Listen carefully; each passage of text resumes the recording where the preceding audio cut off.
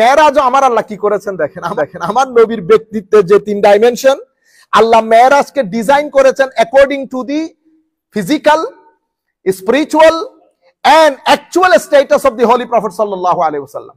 Allah subhanahu wa ta'ala designed the Mi'raj and divided the journey of the Mi'raj into 3 parts. The first part from Masjid Haram to Masjid Aqsa. This is the first part of the journey. And this journey happened in the physical world. Huzur Karim sallallahu alaihi wasallam ke সবাই দেখেছেন, আমার নবী physical ওয়ার্ল্ডে মসজিদ হারাম থেকে আকসা পর্যন্ত গেছেন। মসজিদে আকসা থেকে আমার নবী যখন উপরে উঠতেছেন, রিওয়ায়াতের মধ্যে বুরাকও এসেছে, লাডারও এসেছে। লাডার মানে আপনারা যেটাকে মই বলেন, ঠিক আছে, নূরানি লাডার হাদিসে পাকের মধ্যে এসেছে। তাইলে আমার নবী যদি আমি বুরাক ধরি, তাইলে বারকুন মানি 1 light, as I said in the Juma, বুরাক বা বুরাক মানি মাল্টিপল লাইট। তো লাইটের কি কোনো শারীরিক অবয়ব আছে? লাইট হ্যাজ physical aspect, এটা ধরা যায়। তাহলে আপনি যদি if our prophet sallallahu alaihi wasallam, if we say that he is extremely bashar, then the question can be arised. Any of our youth, modern youth can ask you that if he is exclusively bashar, then how he has taken this camel? You understand? মানে উনি নূরের উপর, উনি বাশার যদি হয়, শুধু বাশার, তাইলে নূরের উপর সফর করলেন কি করে? প্রশ্ন আসে না? কোন উত্তর আসবে?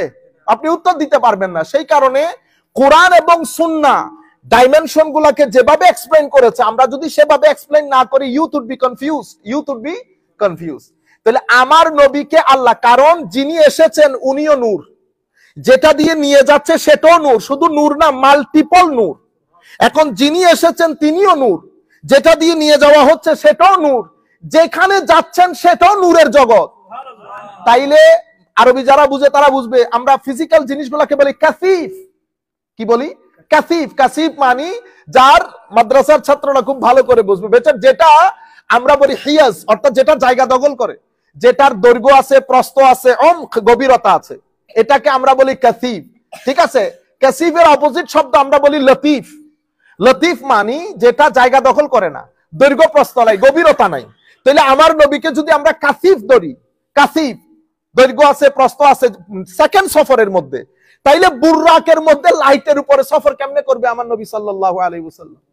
আপনারা বুঝতে পেরেছেন? এই সফরটা ছিল আমার নবীর নূরানি জগতের সফর, যেই নূরানিয়ত আল্লাহ আমার নবীকে দান করেছেন। কিরকম করে দান করেছেন, কিভাবে দান করেছেন? I have got no idea. We have got no idea. Allah subhanahu wa ta'ala simply said, qad ja'akum minallahi নূরুন ওয়া কিতাবুম, নূরুন 2 পেশ দিয়ে, নূরুন ওয়া কিতাবুম মুবিন, আমাদের কাছে আল্লাহর পক্ষ থেকে নূর এসেছে। আমরা অনেকভাবে এক্সপ্লেইন করি, সবকিছু মাথার উপর। এখানে আপনি এক্সপ্লেনেশনের উপর ভিত্তি করে কেউ কাউকে দোষারোপ করবেন না। প্রত্যেকে যার যার এক্সপ্লেনেশন, সবকিছু ঠিক। কিন্তু আমি বলতেছি তরকারি এটা একটু খেয়ে দেখেন, তরকারি এটা একটু খেয়ে দেখেন। সবসময় শুধু এক ধরনের তরকারি খাবেন? আমাদের চট্টগ্রামের মানুষ, সিলেটের মানুষ, আমরা কোনোদিন পালং শাককে গোশত দিয়ে খাই নাই। খাইছেন? আমি যখন প্রথম ইংল্যান্ডে গেছি, পাকিস্তানি লাহোরি ভদ্রলোক আমাকে বলতেছে, সাহেব ভাই রোটি है साथ साग है। मैंने कहा साग किसके साथ रांधा? कहते साग को हमने गोश्त के साथ पकाया। मैंने कहा अल्लाह माफी दे दे, हम साग के साथ गोश्त नहीं खाते, तू खा ले। तो कहते आप क्या खाना? मैंने कहा मुझे राइस दे दो बस। तो कहते राइस के किसके साथ खाना? मैंने कहा दाल दे दो, फिर अंडा बना दो। तो আমি, ও আমাকে সামান্য রাইস দিয়েছে, আমরা বসছি, তো আমাকে বলতেছে সাহেব থোড়া সা টেস্ট করকে তো চাককে তো দেখো কেসা লাগে। আমি রুটি দিয়ে খায়া দেখতেছি নালে জান্নাতি ফ্রুটের মতো, এটা আল্লাহ ইন্না লিল্লাহ, এত টেস্ট ভাই। আল্লাহ, আপনি, ও আমাকে জিজ্ঞেস করতেছে আপনি খাচ্ছেন না কেন? আল্লাহ ভাই সাহেব, ये अगर मैं अपनी वालिद साहब को बोलूं ना कि वो पाकिस्तानी लोग साग और गोश्त साथ पकाया, तो मुझे कहेगा तेरी दिमाग नहीं काम कर रहे, ये नहीं काम कर रहे। कहते नहीं हम तो गोश्त के साथ पकाते हैं। और আপনি বিলিভ করেন এত টেস্টি জিনিস, মানে অসাধারণ লেগেছে লটির সাথে। তো আমি আপনাদেরকে বলতেছি, সব সময় কি চিংড়ি মাছ দিয়ে শাক খাবেন? গোশত টোস্ত দিয়েও খায়া দেখেন, শাক চিংড়ি ছাড়াও পাকা যায়, চিংড়ি দিয়েও পাকা যায়, গোশত দিয়েও পাকা যায়। আমি আপনাদেরকে বলতেছি সবটাই শুদ্ধ, টেস্ট যেটা বেশি সেটা গ্রহণ করে। তো আমি আপনাদেরকে বলতেছি যে বাশারিয়তে মুস্তাফা আর এটা নূরানিয়তে মুস্তাফা, এটা সিদরাতুল মুনতাহা পর্যন্ত আমার নবীর সফর। এরপরে আপনারা জানেন জিবরিল আমিন বলেছে যে হুজুর third journey, third part of the journey. First part, Haram to Aqsa. Second part, Aqsa to Sidratul Muntaha. From Sidratul Muntaha to Qaba Qawsaini aw Adna. The third part of the journey, Jibril said, Huzur, from now I am not allowed to take one step ahead. I cannot do this. I will be burned. This is what mentioned in the hadith. I will be burned. Holy Prophet sallallahu alaihi wasallam did not feel any kinds of hesitations. He didn't say to the Jibril, I am really scared. I cannot go. I cannot go farther. Okay, come with me, no problem. No, Allah Rasul sallallahu alaihi wasallam, he hasn't said anything. Jibril Amin safar stop করেছেন, আমার নবী start moving forward. এখন এই যে যেখানে জিবরিল, আমরা জানি নুরানি ফেরেশতা এবং সবচেয়ে সাইয়্যিদুল মালায়েকা, তো যেখানে নুরানি ফেরেশতা যেতে পারছে না, সেখান থেকে আমার নবী তৃতীয় জার্নি শুরু করেছেন। ফাকানা কাবা কাউসাইনি আও আদনা। আমার নবী যেতে যেতে যেতে কতটুক গেছেন সেটা আমরা আর বলতে পারবো না। মডার্ন আধুনিক মজলিসের মধ্যে এই কথাগুলো এই আন্দাজে না বলাই বেটার। আমরা বলবো আমার নবী যেতে যেতে আল্লাহর এক্সক্লুসিভ ক্লোজনেসের ভিতরে চলে গেছে, আল্লাহর এক্সক্লুসিভ ক্লোজনেস। এবং সেই জায়গার মধ্যে উলামায়ে কেরাম কেউ কেউ বলেছেন, আমাদের অসংখ্য উলামায়ে কেরাম বলেছেন তো এটা আসলে জিবরিলের সাথে হয়েছে। আমি জানি না ওনারা এই কথা কেন বলেছেন, এটা বলেছেন ওনারা, হাদিসে পাকের মধ্যে এসেছে। আসলে ঘটনা কি জানেন, এখান থেকে আপনারা যখন দেশে যান, বেতন, আপনার ওয়েজেস, ব্যাংক ব্যালেন্স, আপনার ঘর, আপনার এখানকার রেহেন সেহেন স্ট্যাটাস, আপনি দেশের মধ্যে আপনার কাছে প্রত্যেক দিন গ্রুপে গ্রুপে মানুষ আসে না সাক্ষাৎ করতে, তো সবাইকে কি আপনি বলে ফেলেন? আপনি যারে যতটুকুন দরকার ততটুকুন বলেন না? কাউরে শোনান যে শুধু ভাই কিছু নাই কিছু না, অনেক কষ্ট অনেক কষ্ট, সেরকম না।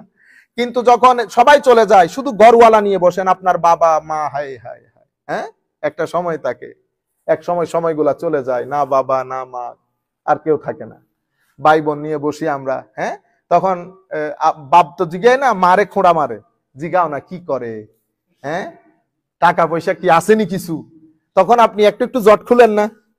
আমি আপনাকে বলতেছি সব কথা সব জায়গায় আমার নবী শেয়ার করেন নাই। সাহাবায়ে কেরাম everybody was not equal recipient. তাদের ব্রেইনের মধ্যে তারা রিসেপশন এক ধরনের ছিল না।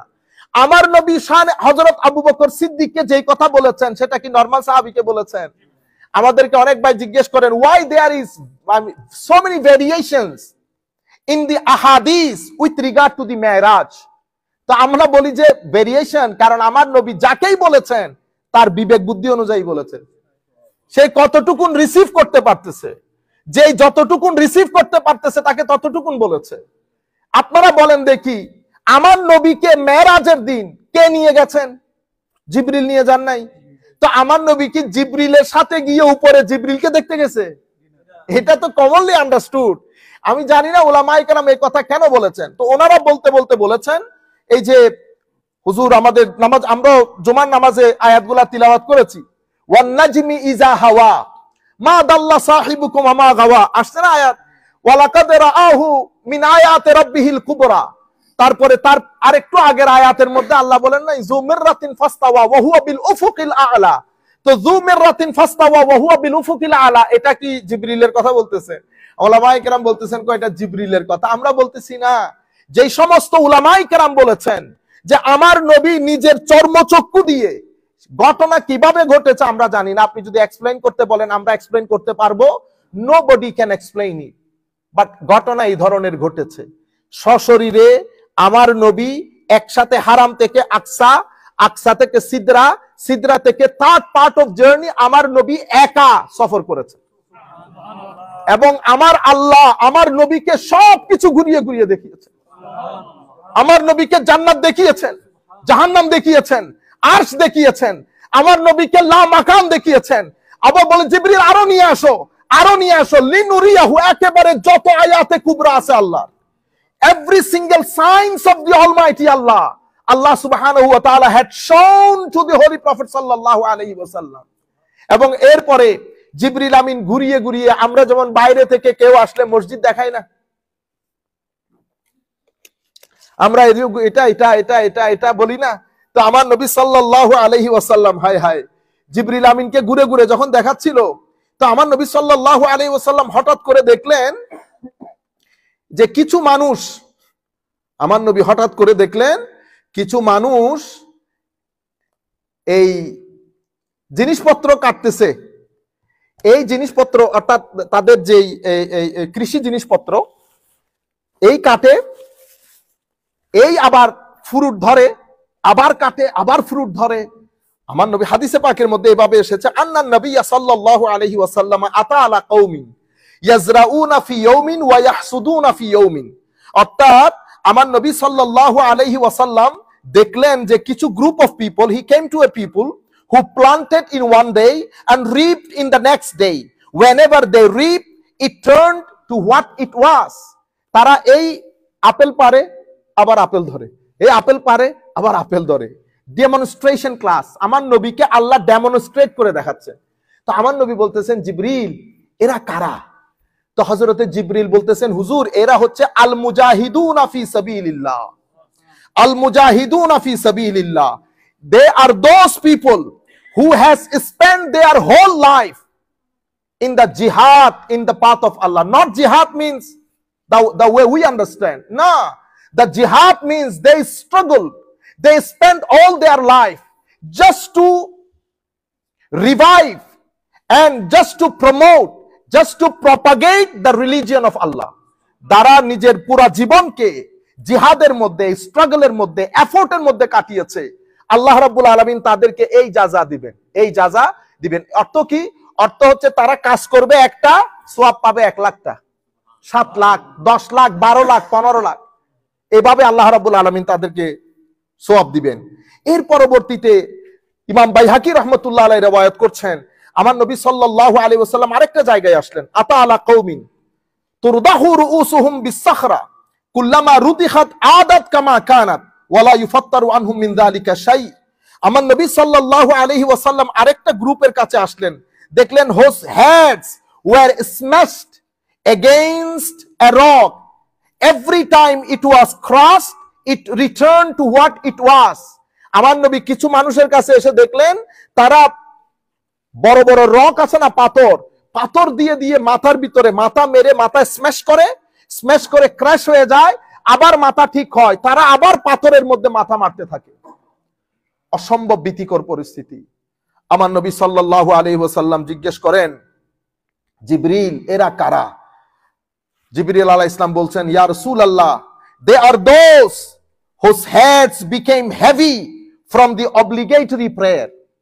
যারা ফরজ নামাজ ধারাবাহিকভাবে পড়ে নাই, মিস করতো, আল্লাহ রাব্বুল আলামিন তাদের জন্য এই আযাবের ব্যবস্থা করেছেন।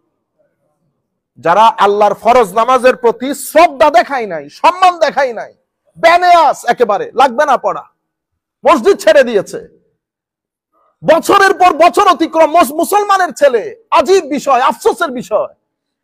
পাঞ্জেগানা নামাজ, এটা আমরা 2 বেলাতে ভাত খাই, ভাতের মতো, এটা মা বাবাকেও বুঝতে হবে। ভাত বন্ধ করে দেন পাঞ্জেগানা নামাজ না পড়লে। নো কম্প্রোমাইজ, নামাজের ক্ষেত্রে কোনো কম্প্রোমাইজ নাই। আমার নবীর শান শৌকতের ক্ষেত্রে কোনো কম্প্রোমাইজ নাই। যেই ছেলে যেই মেয়ে নামাজ পড়বে না, ভাত বন্ধ করে দেন এবং তাকে বুঝতে দেন যে she is or he is under punishment। আমাদের গায়রত খতম হয়ে গেছে। আল্লাহর দরবারে সিজদা দেওয়া বাদে আমার ঘরের ছেলে মেয়ে ঘুমাই কেমনে? বন্ধ করে দেন আপনারা। আপনারা হয়তো বলবেন যে এই দেশ না, শুরু থেকে যদি আপনি করেন কোয়াইট পসিবল, হঠাৎ করে আপনি পারবেন। আমি নিজেই পড়ি না, আমি তো নিজেই পড়ি না।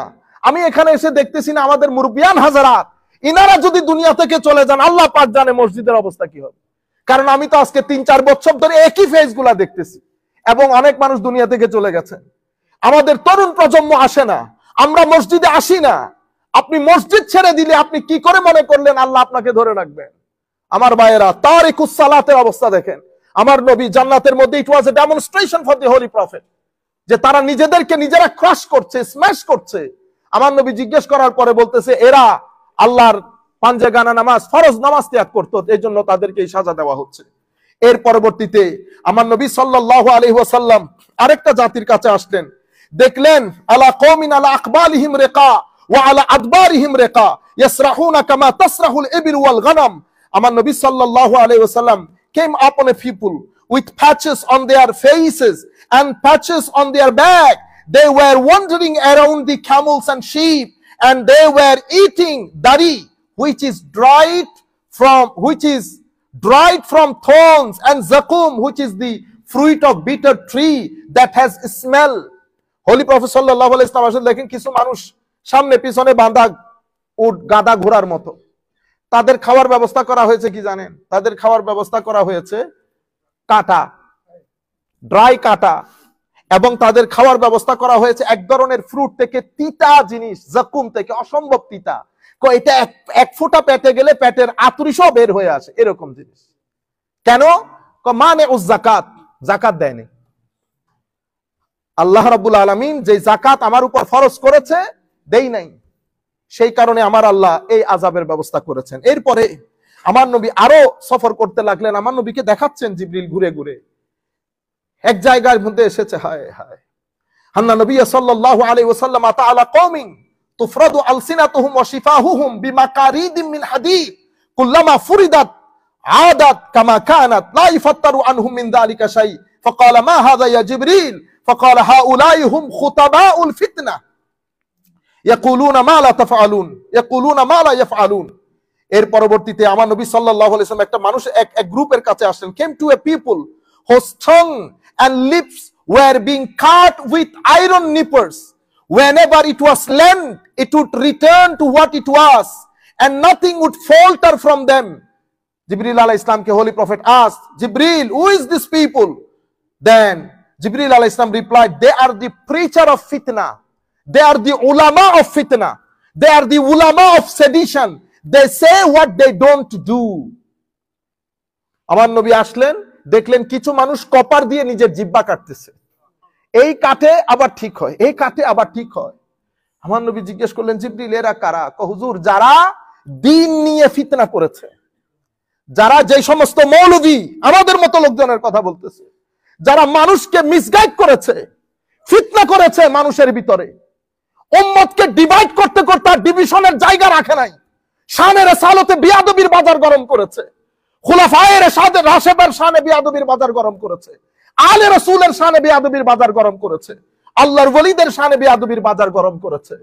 আমার নবী বলছেন, আমার জিবরিল বলছেন, হাউলাই খুতাবাউল ফিতনা, এরা ওই সমস্ত খতিব যারা মিম্বরে রাসূলের মধ্যে বসে দিন ধর্মের মধ্যে ফিতনার বাজার গরম করেছে, এরা তারা।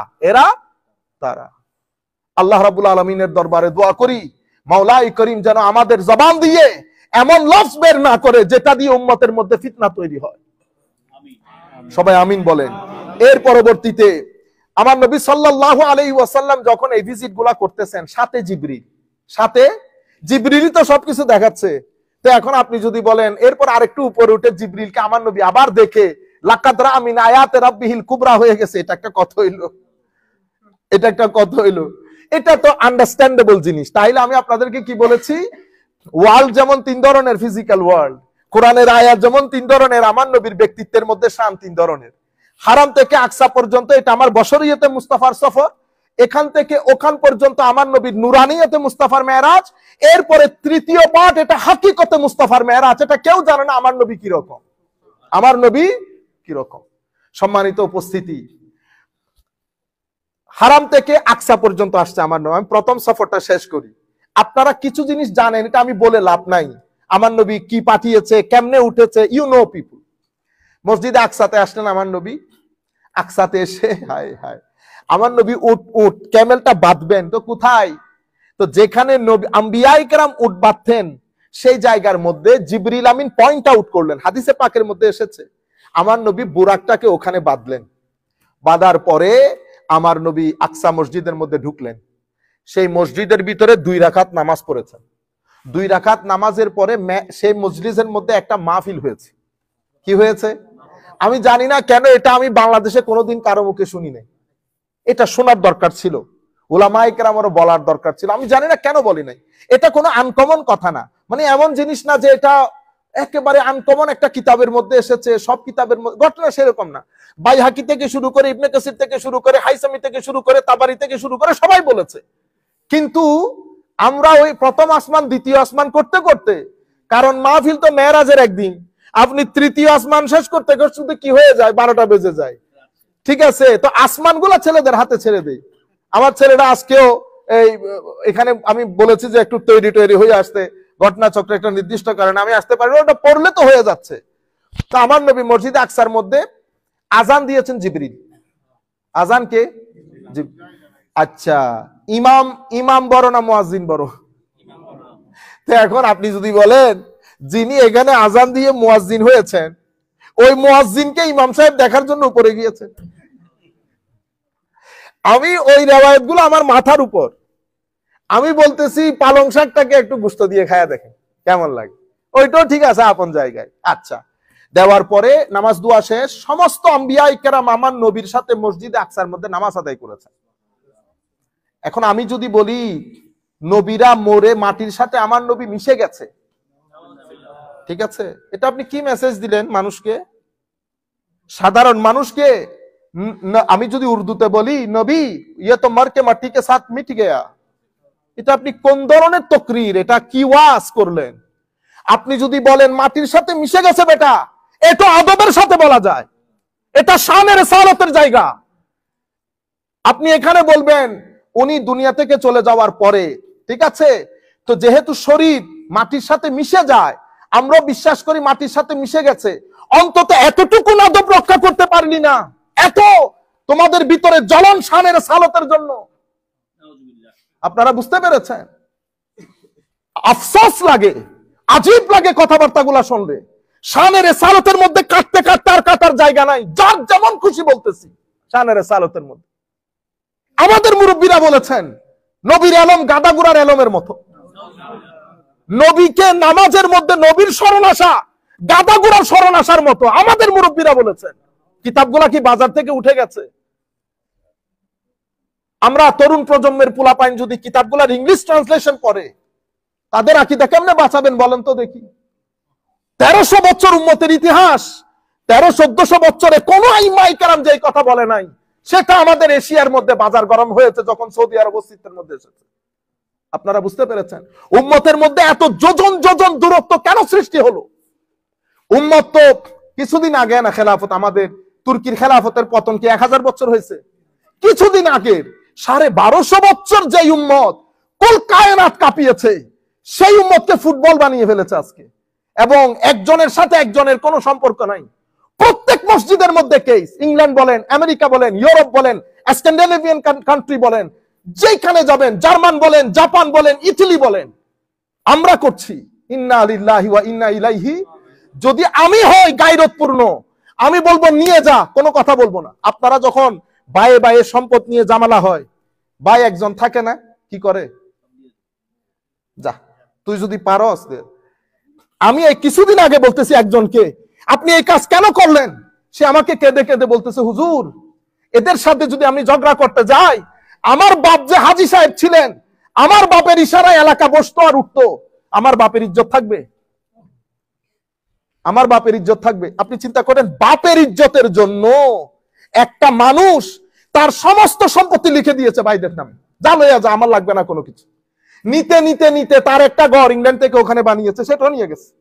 তাহলে আপনি ঘরটা রক্ষা করতেন, হুজুর ঘর দিয়ে কি করতাম? ভাইরা যখন সবকিছু খেয়ে ফেলতে চাচ্ছে, তো খেয়ে ফেল, তো কেস খুঁজুর, আমি কেস করতে পারতাম, পুলিশ আসতো। পুলিশ কোথায় আসতো? আমার বাবার ঘরে আসতো। তো আমি আমার বাবাকে বেইজ্জত করতে পারবো না, এটাকে বলে গায়রত। আপনারা বুঝতে পেরেছেন? ডিভিশন হতে হতে আমাদের ডিভিশনের জায়গা নাই আর। অথচ সবাই কোরআন পড়ি, সবাই নবীর রওজায় যায়, সবাই হজ করি, যাকাত দেই। আসেন, সেই কারণে আমি আমার নবীর ওয়াজটা আপনাদেরকে তুলে ধরবো আজকে। আমার নবী ওয়াজের মধ্যে কি বলেছেন? আমাদের মধ্যে কোনো হিংসা বিদ্বেষ থাকলে বের করে ফেলেন, বের করে ফেলেন। মানুষ কখন কে উঠে চলে যায়। আমাদের আনসার ভাই, আমি দ্বিতীয়বার আইসা আর পাইছি। আমি স্বপ্ন কল্পনা করছি যে দ্বিতীয়বার আইসা ওনাকে আর দেখবো না। উনিও কল্পনা করছেন যে দ্বিতীয়বার আইসা হুজুর আর মোলাকাত হবে না। উনি তো আমাকে বলছেন, আচ্ছা হুজুর দেখা হবে ইনশাআল্লাহ। তো কই দেখা হবে?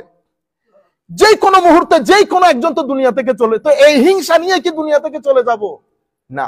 আমরা প্রত্যেকে, আমি নিজ থেকে শুরু করে প্রত্যেকেই অন্তর পরিষ্কার করি, ভাই ভাই ভাই ভাইয়ের মতো থাকি, পৃথিবীকে সুন্দর করি, আমাদের ঘরানাগুলা সুন্দর হোক, আমাদের তরুণ প্রজন্ম সুন্দর হোক।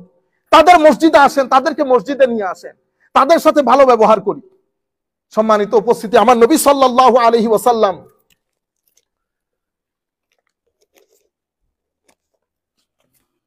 জিবরিল আমিন আজান দেওয়ার পরে সমস্ত আম্বিয়ায়ে কেরাম, হযরত ইব্রাহিম, হযরত দাউদ, হযরত মুসা, হযরত ঈসা, সমস্ত আম্বিয়ায়ে কেরাম মসজিদের মধ্যে আমার নবীর পিছনে নামাজ পড়েছেন।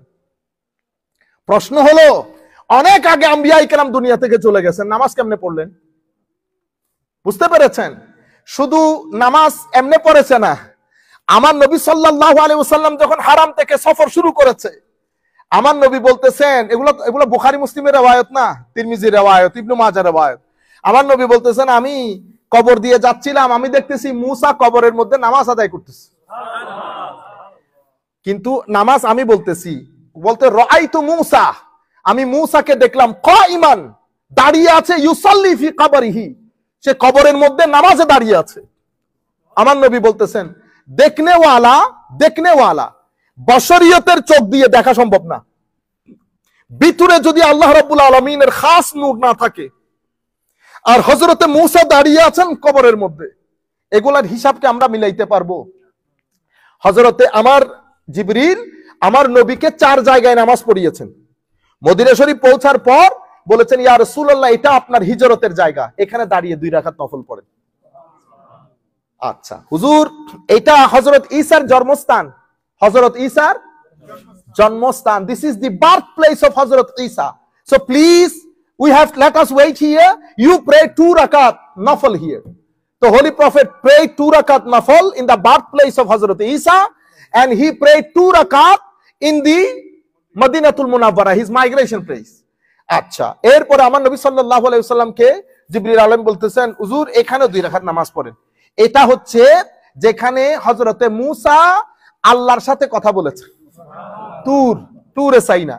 আর হুজুর এখানেও একটু কথা বলেন, এটা ওয়াদিয়ে আইমান, ওয়াদিয়ে, এখানে হযরতে মুসা কথাটা শুরু করেছেন, হুজুর এখানেও 2 রাকাত নামাজ পড়েন। তাইলে আমরা এখান থেকে কি পাইলাম? গুরুত্বপূর্ণ জায়গা, গুরুত্বপূর্ণ সময়, গুরুত্বপূর্ণ জায়গায় নামাজ পড়া আমার আল্লাহরও সুন্নত, আমার নবীরও সুন্নত। আল্লাহর সুন্নত কেন?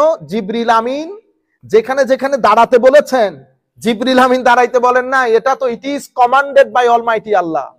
Jibril Amin was working just like his navigation. He was navigating the whole journey. So Jibril Amin said, these are the 4 places Holy Prophet sallallahu alaihi wasallam prayed. এখন আমরা উসুল যখন বের করব, if you want us to derive উসুল, মূলনীতি, তাহলে আমরা কি বলবো? গুরুত্বপূর্ণ জায়গায় নফল আদায় করা আমার আল্লাহর হুকুম, আমার নবীর সুন্নত, আমার নবীর সুন্নত। সেই কারণে হিজরতে মদিনা ওই জায়গার মধ্যে নামাজ হয়েছে, মুসা আলাইহিস সালামের কবর। এই জন্য আমরা মেরাজের ঘটনা বলি না, আমাদের ভাইয়েরা মেরাজের ঘটনা না বলার কারণ হচ্ছে, মেরাজে বললে এগুলো সব বলতে হবে, তখন কথা চলে আসবে, তাহলে তো আম্বিয়া ইকরাম জীবিত, তাইলে তো এখানে আরো অনেক ধরনের কথা আসবে। কারণ আপনি যেই নামাজ পড়ছি, আমরা কয় রাকাত নামাজ পড়ি? 5 রাকাত, ঠিক না? তো এই 5 রাকাত নামাজ করার ক্ষেত্রে হেল্প কার? না, 50 ওয়াক্ত ছিল তো এটা, it was 50 রাকাত। By the help of হযরতে মুসা it became 5 রাকাত। কার সহযোগিতা? হযরত মুসার সহযোগিতা। হযরত মুসা আমার নবীকে যখন বললেন যে আপনার আল্লাহ আপনাকে কি দিয়েছে, 50 রাকাত নামাজ দিয়েছে, কই ইন্না লিল্লাহ, আপনি আবার যান, কই উম্মত পড়বে না, আমি বনি ইসরাইল নিয়ে বড় কষ্টে ছিলাম, আপনি যান, আপনার এই উম্মত পড়বে না। আমার নবী আবার গেছেন, গিয়ে আমার নবী কমাইতেছে, জিবরিল মুসা আলাইহিস সালাম 5 রাকাত যখন হয়ে গেছে, মুসা আলাইহিস সালাম কি রকম নবী দেখেন, বড় আবার যান, কই ইন্না লিল্লাহ, মুসা বাইরে আমি আর যাইতে পারবো না, আমার লজ্জা, হারে আমার নবী শান দেখেন, আমার নবী বলতেছে আমার লজ্জা করতেছে আমার আল্লাহর দরবারে, আবার গিয়ে আমি কেমনে ডিসকাউন্ট বলবো? ঠিক আছে, ইকবাল ভাই হইলে বলে ফেলতো। হ্যাঁ, ওই দিন কিন্তু আমার নবী সাল্লাল্লাহু আলাইহি ওয়াসাল্লাম লজ্জাবোধ করছে, বুঝছেন? তো আমার নবী আর জানে, কিন্তু মুসা আলাইহিস সালাম was insisting, holy prophet go back, your ummah will not do that. মুসা আলাইহিস সালাম তো দেখতেছেন বনি ইসরাইলকে দিয়ে ওনারটা এক্সপেরিয়েন্স হয়ে গেছে, you had what experience because of the বনি Israil, he knows that ummah is not going to pray 5 times a day. তো আমার নবী বলতেছে আমি যাব না। আচ্ছা এখন আপনি বলেন, যদি মরে মাটির সাথে মিশে গেছে না, তো মরে মাটির সাথে মিশে গেলে বেটা 50 রাকাতের ওয়াক্তের নামাজে 5 ওয়াক্ত পড়তেছো, সেটা মুসা আলাইহিস সালামের বদৌলতে। কার বদৌলতে? মুসা আলাইহিস সালামের বদৌলতে। তো মরে যদি মাটির সাথে মিশে যায়, এই ঘটনা কেমনে ঘটাইলো? এই জন্য আমার ভাইয়েরা, আমরা অনেকে মেরাজের ঘটনাগুলা বলি না। বললে তো এই সব কথাগুলা বলতে হবে। মানুষ তো জিজ্ঞেস করবে, আপনি তো শিখাইছেন মরে মাটির সাথে মিশে যায়, তো এই ঘটনা কেমনে ঘটলো? ঠিক আছে, আমার নবী কি বলতেছেন জানেন? আমি অমুক আসমানে মুসাকে দেখেছি, অমুক আসমানে ঈসাকে দেখেছি, অমুক আসমানে ইউসুফকে দেখেছি। দেখে আমার নবী তাদের অবয়ব বর্ণনা দিয়েছেন। মুসা আলাইহিস সালাম দেখতে এরকম, ইউসুফ আলাইহিস সালাম দেখতে তো অসম্ভব সুন্দর। তো আমরা বলি না মরে মাটির সাথে মিশে গেছে, আমার নবী সৌন্দর্যের বর্ণনা দিচ্ছেন। আচ্ছা, এতটুকুন তো গেছে। মেরাজ নামাজ শেষ হয়েছে, সবাই নামাজ পড়ছে, everybody prayed behind holy prophet সাল্লাল্লাহু আলাইহি ওয়াসাল্লাম। নামাজের পরে হায় হায় সিটিং হয়েছে, মেরাজের সিটিং। এটা হচ্ছে ফার্স্ট পার্ট অফ জার্নির last part, first part of জার্নির লাস্ট পার্ট। এই মজলিসের মধ্যে সবাই বক্তব্য দিয়েছে। কে কে বক্তব্য দিয়েছে? হযরত ইব্রাহিম আলাইহিস সালাম বক্তব্য দিয়েছে, হযরতে মূসা বক্তব্য দিয়েছে, হযরতে দাউদ আলাইহিস সালাম বক্তব্য দিয়েছে, হযরত সুলাইমান, হযরত ঈসা আলাইহিস সালাতু ওয়াস সালাম, এই পাঁচজন নবী বক্তব্য দিয়েছেন। সভাপতিত্বে হযরত ইব্রাহিম আলাইহিস সালাম। বক্তব্যের পরে হায় হায় শানে রিসালাতে মুহাম্মাদি, মরে মাটির সাথে মিশে গিয়েছে, কিন্তু ওনারা আবার এখানে এসে বক্তব্য দিচ্ছে, মাহফিল করতেছে, নামাজ পড়তেছে। আচ্ছা, এরপর আমার নবী উঠছেন।